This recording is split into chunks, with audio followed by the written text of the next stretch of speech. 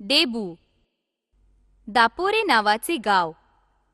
गावाजवळ नदी.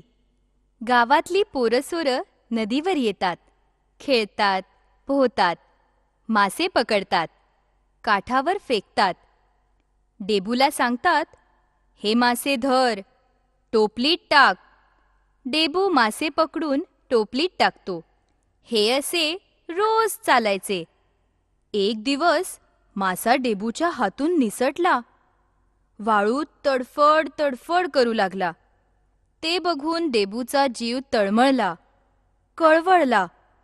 त्याने तो मासा नदीत सोडला. सगळे मासे नदीत सोडले. सोबती नदीबाहेर आले. पाहतात तर टोपलीत एकही मासा नाही. त्यांनी डेबूला विचारले. डेबूने खरे खरे सांगितले. सोबती चिडले. त्यांनी डेबूला मारले. डेबूचे अंग ठणकू लागले.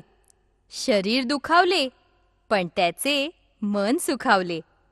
डेबूला आठवले, आई म्हणायची, गाई गुरांवर माया करा, पाखरांवर दया करा. डेबू हेच सांगत राहिला, तसेच वागत राहिला. हा डेबू म्हणजेच थोर संत गाडगेबाबा होत.